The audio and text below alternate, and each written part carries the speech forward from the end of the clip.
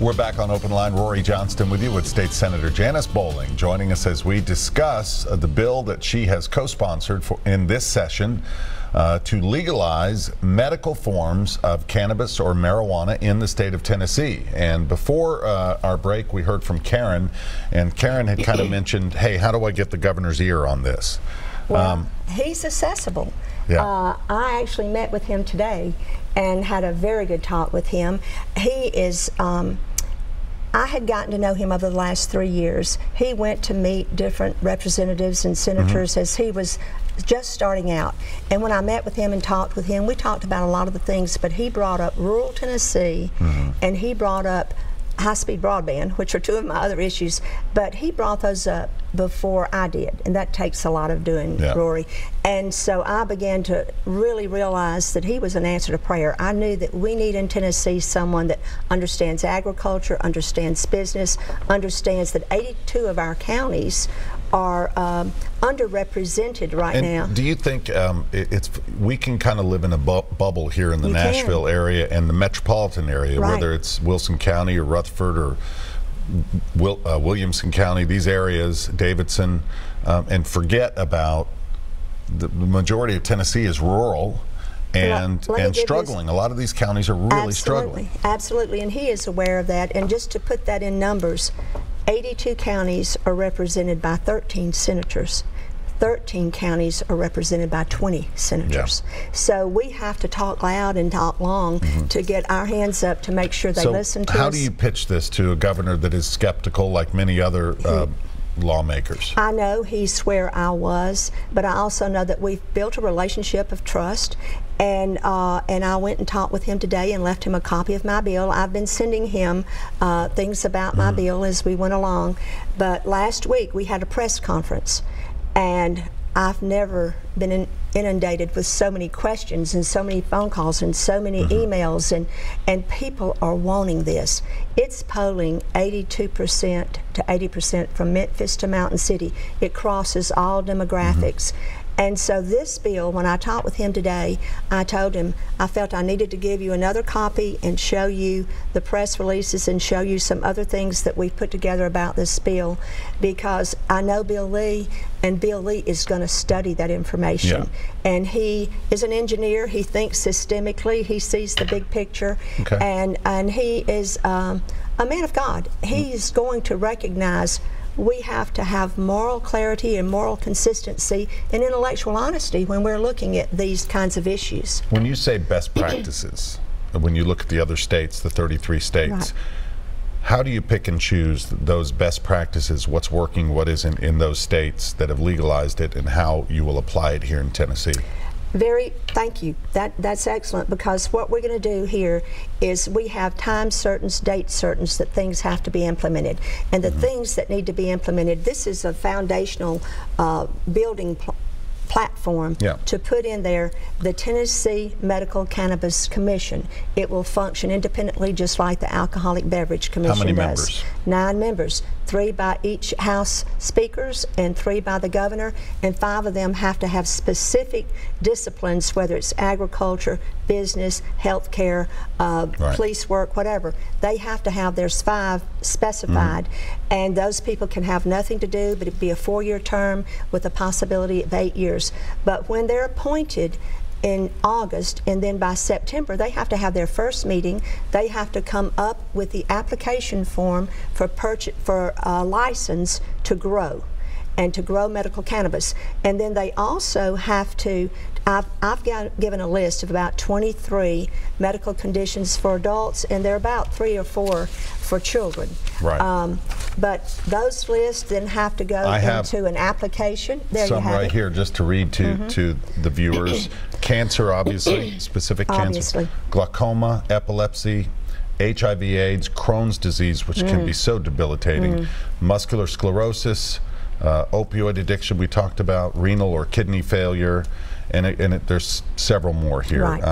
Chronic conditions that are painful, and debilitating. Very debilitating. And when you add that chronic condition and then the cure is sometimes worse than the condition. The opioids some of the medicines. Synthetic medicines. Oh, the synthetic. I'm glad you said that, because it's the synthetic things that actually don't work so well in our bodies. There's a time when we need to look at a plant and how it was designed and created, and it has every one of these little oils, CBD and THC the most, but there are about 100 other oils that are traced. It's called the entourage, and working together is how they do these special things. And so that's why, the pharmacists have realized that this is going to be the next thing, and they have synthesized. God's business card says, I'm God and you're not. Yeah. And they cannot do what he can do. That's amazing. Let's go back to the phone lines and welcome in James. Hi, James. Thanks for holding. James, you there? Yeah, I'm here. Hi, go ahead. What's on your mind?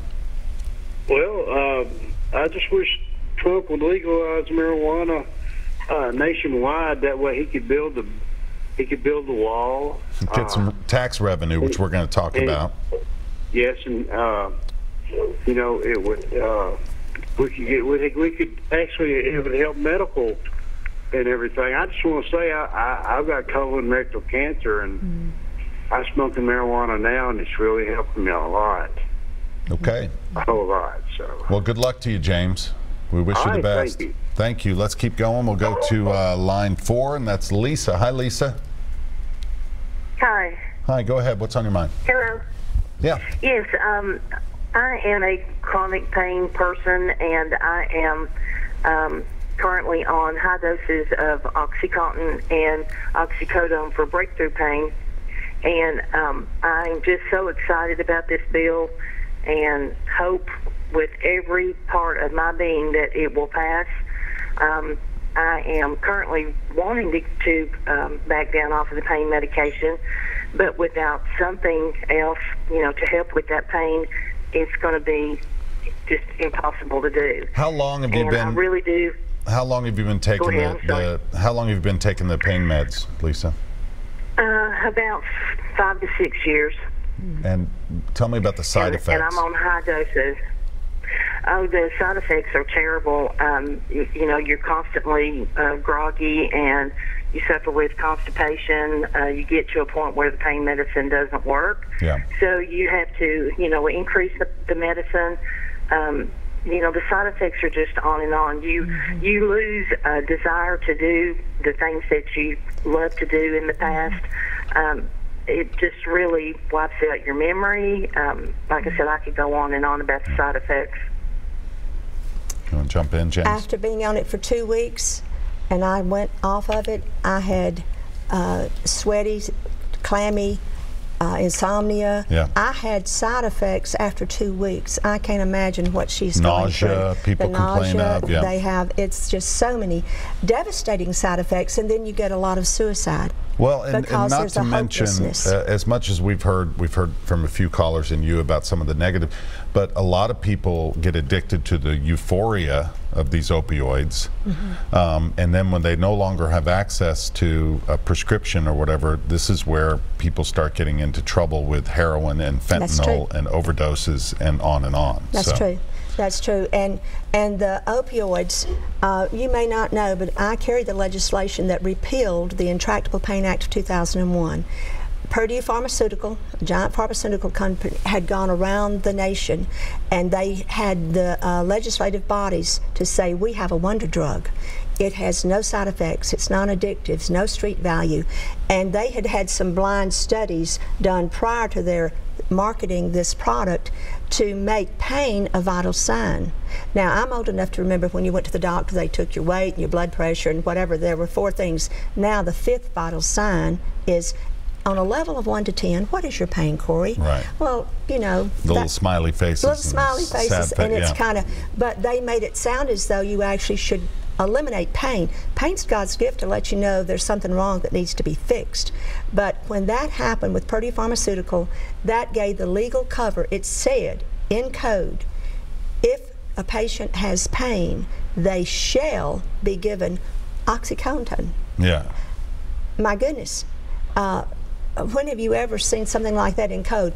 After 11 minutes of deliberation, because they had been convinced this was a good thing. So the long and short, 2 months later, the FDA put out a retraction saying actually it was very addictive, very dangerous. Now, of course, but Purdue Pharma and others are the center of big class action lawsuits. Big class actions, but they were in 2007, and Tennessee was part of it. And because by then we were beginning to get the addictions and the neonatal abstinence syndrome babies that are born with just no governor inside, and they're addicts. So that's why I carried the legislation to repeal that. Right. And never did I dream that there was actually an answer out there. And that's why I guess, because I know what Big Pharma did to us, because I know what OxyContin is doing to people every day, and the babies that are being born, and the lives that are being lost, and the overdoses that are taking place, 1,776 last year. Now, we're still pushing it out the door. You can go to any pharmacy, they're filling prescriptions. Now, where is the moral clarity and the intellectual honesty? I go back to that. And if you say this is okay, but you can't have a plant, the oils from that plant that can be distilled and fractionalized and put together in a gel cap, if you can't have that, but you can have this, there's something drastically wrong. Marty is on line 5, I believe. Marty, are you with us? Here you go. Marty? Yes, sir. Hi, go ahead. What's on your mind, sir? Yes, sir. A lot of us in my family can't read and write, and I done had 3 brothers and a sister kill herself over pills. Oh, man. And me, I'm scared to take a pill, because once you swallow them, you ain't going to get them back up. Yeah. And at that time, a doctor is looking at a computer to tell them what you need. A computer don't know nothing about you. Yeah. And you're going to take 3 or 4 different pills, and you're going to die, and you can't get them back up. I'd much rather smoke a joint God growed from the earth instead of man-made pill, because pills kills. Believe me, I come close of dying. Yeah. Because you can't read and write.